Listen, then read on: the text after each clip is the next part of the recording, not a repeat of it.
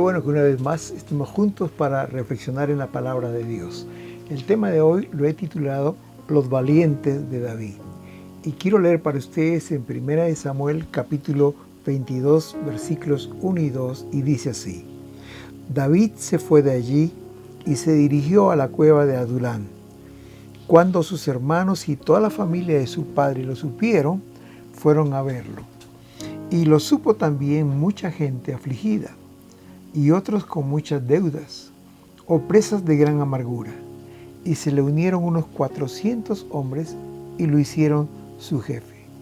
Este pasaje, el contexto de este pasaje es cuando Saúl quería matar a David. Y David huyó con pocos hombres a su alrededor. Y fue y se escondió a una cueva llamada Adulán. Cuando lo supieron sus padres, fueron a verlos junto con sus familiares. Pero no solamente eso, David ya era un joven popular en la ciudad. Y entonces dice que muchos le siguieron. Pero entre ellos había gente que estaba endeudada, gente que estaba afligida, gente que no tenía una perspectiva de vida, como dice la palabra, amargados, y se le juntaron a él. Más o menos era un ejército de 400 personas, hombres, que lo nombraron como jefe a David. Y a partir de ahí David comenzó a andar con ellos y comenzó a ministrarles. Y sin duda esta gente vieron en David una persona diferente. Veían cómo adoraba a Dios, cómo oraba a Dios, cómo confiaba en Él, cómo Él no se vengaba de las personas que le hacían daño. Vieron una persona que vivía de una manera diferente y comenzaron a imitarle. Y la vida de ellos también fueron cambiadas. Era gente que no tenía una perspectiva de vida. Uno podría decir, en él no hay futuro. Realmente sus vidas estaban destinadas al fracaso, afligidos, endeudados, amargados, sin ganas de vivir. Pero estas personas realmente fueron transformadas. Hace algunos años conocí a Jason Aristizábal. Es un joven de 37 años que nació en la ciudad de Cali.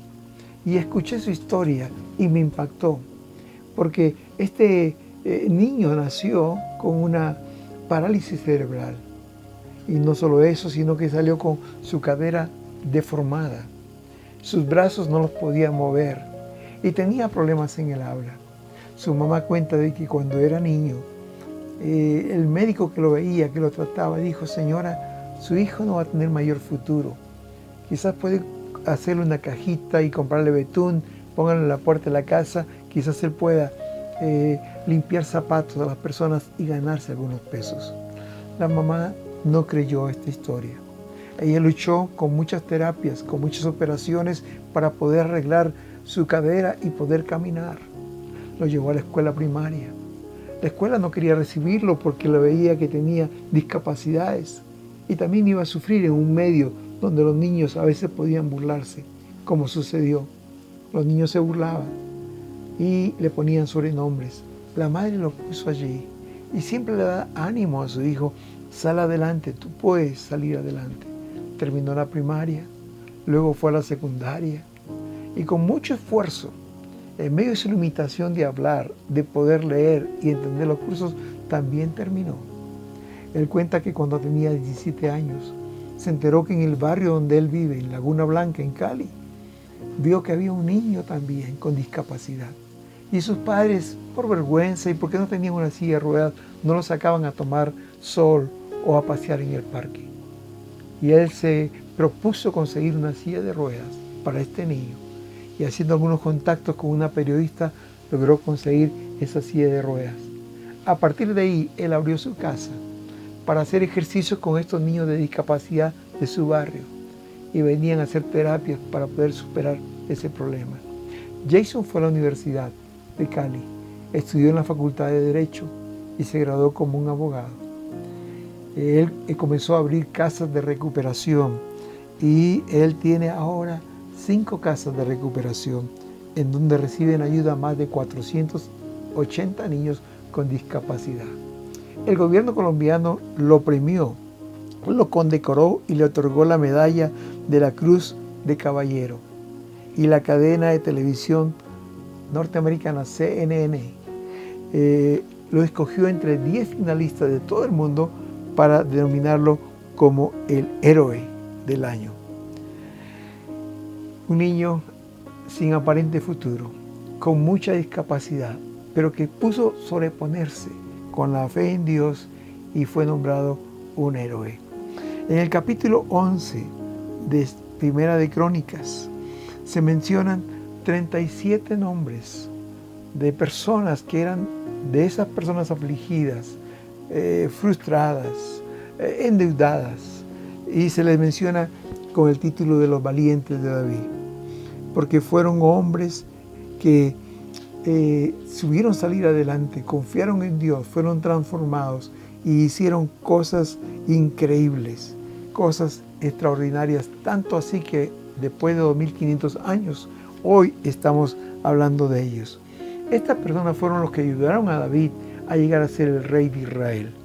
Y cuando David ya estuvo en el trono y era un rey, colocó a todos ellos en lugares de importancia en el gobierno, especialmente en el ejército.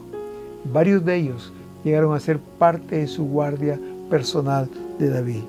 En esta oportunidad solo veremos 3 personajes de ellos que hicieron cosas increíbles y que ahora son nuestros héroes. El primero de ellos es Jasobeam, y su historia está en un versículo en Primera de Crónicas capítulo 11, versículo 10, que dice así: estos son los principales guerreros de David, que junto con todo Israel le ayudaron en su reino para hacerlo su rey, conforme a la palabra del Señor. Este es el número de los guerreros de David que David tuvo: Jasobeam, hijo de Jacmoni, caudillo de los 30, que en cierta ocasión blandió su lanza contra 300 y los mató. Si no fuera porque está escrito en la palabra de Dios que es inerrante, no tiene fallas, sino miente, no podíamos creerlo. Un solo hombre, una sola persona pudo vencer a 300 guerreros. Porque la fuerza y la valentía humana realmente no alcanza cuando está frente a 300 personas en contra, a menos que esté lleno de la presencia y del poder de Dios. Este Jasobeam hizo un acto heroico. Yo no sé si él pensaba que podía ser capaz de hacer esto, pero en el momento que tuvo que intervenir, él hizo esto porque creyó en Dios y lo hizo. Alguien ha dicho que cuando se trata de un asunto espiritual, usted y yo nunca llegaremos a conocer cuál es nuestro potencial hasta que creamos en Dios y nos arriesguemos y nos pongamos al frente de la batalla. Uno nunca puede saber hasta dónde es capaz con el poder de Dios en tu vida hasta que salgamos en el nombre del Señor a extender su reino. En cuanto damos ese paso de fe, en ese momento Dios sale a nuestro encuentro y su poder toma posesión de ti y te usa en cosas maravillosas. Muchas veces queremos tener el poder o los recursos antes de actuar, pero déjeme decirle que Dios no actúa así. Dios quiere ver tu fe, Dios quiere ver tu confianza, el ponerte en la mano de Dios para que luego Dios se glorifique a través de tu vida.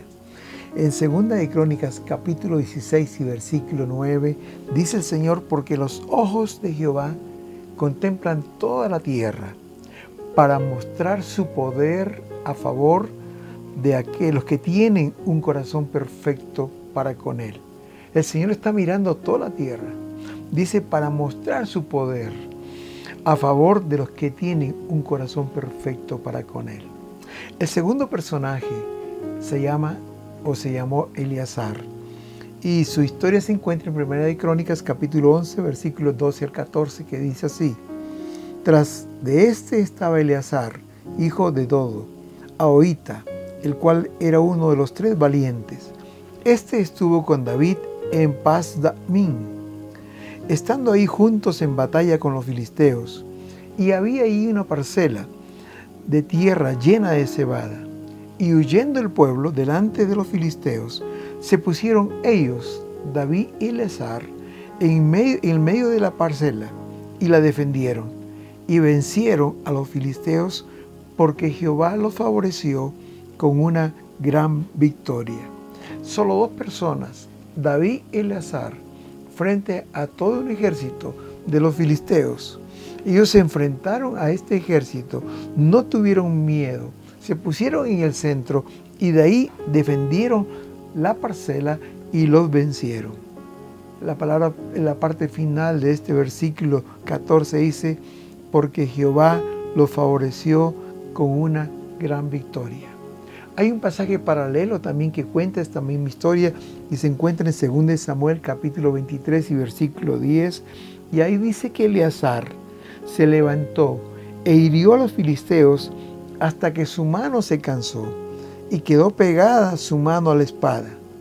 Aquel día Jehová dio una gran victoria y luego el pueblo se volvió en pos de él tan solo para recoger el botín. Interesante. Dice que Eleazar batió su espada de tal forma que sus músculos se contrajeron y él no podía luego soltar el arma. ¡Qué increíble guerrero de Dios! Y aquí vemos otra vez la combinación entre lo divino y humano. El hombre que se dispone a ser usado por Dios.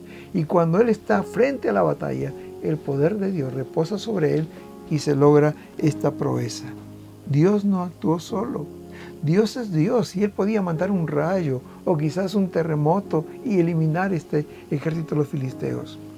Al contrario, él usó un instrumento, un hombre que estuvo dispuesto a creer en Dios y ponerse en sus manos. Otra vez, dice la palabra en 2 de Crónicas capítulo 16 y versículo 9, porque los ojos de Jehová contemplan toda la tierra para mostrar su poder a aquellos que tienen un corazón perfecto para con él. Mientras que los demás huían, David y Eleazar defendieron la parcela de cebada que tenían, recibieron la ayuda de Dios y como dice la palabra, Jehová los favoreció con una gran victoria. El tercer personaje se llama Benaía y su historia se encuentra en 1 de Crónicas capítulo 11, versículos 22 y 23. Y dice así, después Benaía, hijo de Joiada, hijo de un varón esforzado, grande en proezas, de Capsel, este mató a 2 leones en Moab, y él mismo descendió y mató a un león en medio de un foso cuando estaba nevando. También mató a un egipcio, hombre de gran estatura.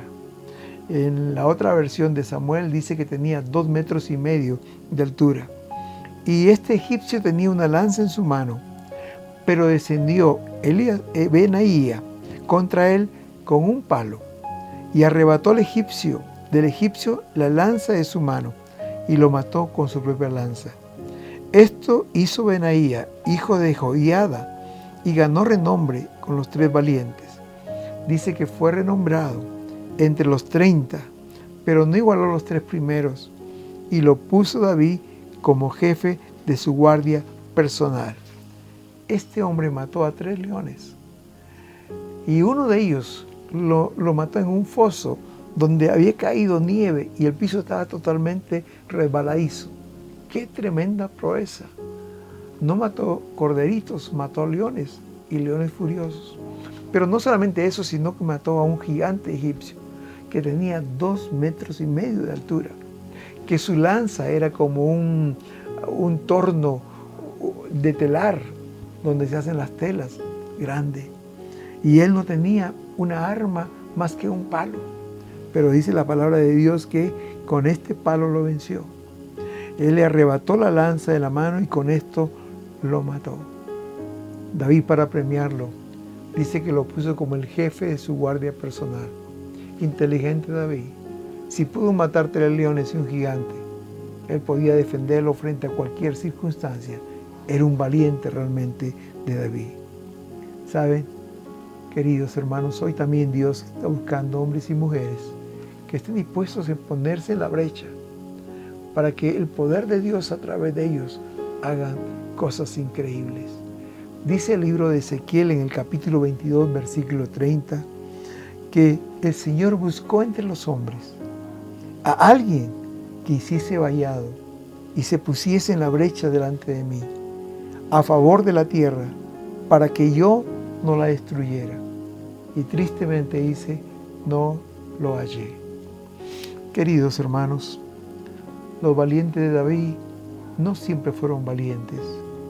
Algún tiempo fueron gente común y corriente. Y aún yo diría menos que eso, porque eran hombres vagabundos, exiliados, angustiados. Eran gente endeudada, gente que había huido de su círculo social porque no eran dignos de estar allí. Eran considerados la escoria humana, pero que fueron transformados en héroes, porque confiaron en el Dios de David y se pusieron en la mano de Dios y con Él alcanzaron proezas. Los hombres de Dios como Jasobeam, como Eleazar y Benaía, que hicieron cosas extraordinarias en el poder de Dios y que ahora admiramos, eran personas sencillas, pero que se hicieron conocidos porque le creyeron a Dios. Fueron atrevidos realmente, fueron arriesgados, le creyeron a Dios y Dios a través de ellos hicieron maravillas.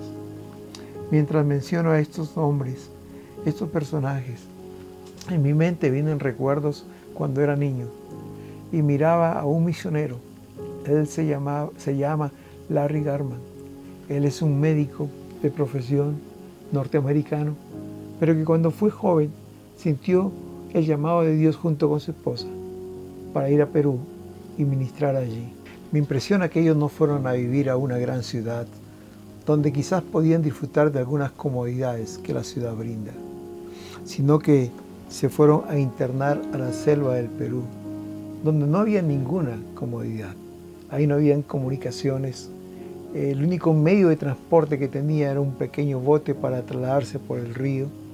No había luz, no había agua potable, no había desagües, no había escuelas para sus niños. Era una zona bastante rústica, pero ellos estaban seguros que Dios los había llamado para servir a esta comunidad llamada Aguaruna, que aún ellos tenían un dialecto diferente. Ellos no hablaban bien el castellano y los aguarunas tenían su propio dialecto. No era tan fácil comunicarse, pero ellos estaban seguros que Dios los había llamado para ministrar a esa comunidad allí, para curar sus enfermedades y para predicarles la palabra del Señor. Ellos pasaron 35 años de su vida en ese contexto, en esa realidad. Y ellos varias veces durante todo ese tiempo fueron contagiados por enfermedades de la zona, enfermedades típicas de la zona, como paludismo y otras zonas de la zona selvática en Perú. Y el hermano Larry cuenta que en cierta oportunidad, viajando con su bote en la noche, él fue alcanzado por un remolino y casi pierde la vida. Pero cuando él se jubiló, después de 35 años, toda la comunidad aguaruna fue evangelizada. Cientos de iglesias fueron levantadas. Miles de ellos fueron convertidos al evangelio. Su vida fue transformada. Aún la comunidad fue impactada a causa del evangelio. Las casas eran diferentes, ya no se emborrachaban, ahora había escuelas para sus niños, aún su manera de vestir y su manera de portar fue cambiada. Toda una comunidad cambiada, porque una persona estuvo dispuesto a escuchar la voz de Dios, ponerse en sus manos y ser usada como un instrumento de Dios. Estos valientes de David, el hermano Larry y muchas otras personas realmente, eran desconocidos para el mundo, porque ellos vivían en un plano diferente, pero estoy seguro que eran muy conocidos por Dios en el cielo y también por Satanás en el infierno, por Dios y sus ángeles, porque estaban contentos con la labor que hacían ellos, y porque Satanás, porque le temían, porque sabía que donde ellos llegaban, llegaba también la luz del evangelio. Para ellos llegar a ser famosos o no, eso carecía de importancia. Pero saben una cosa, sin proponérselo, ellos trascendieron el tiempo y el espacio. Hoy, más de 2600 años después, estamos hablando aún de ellos. Trascendieron el tiempo y también el espacio, porque eso ocurrió muy lejos de aquí y ahora estamos hablando de ellos.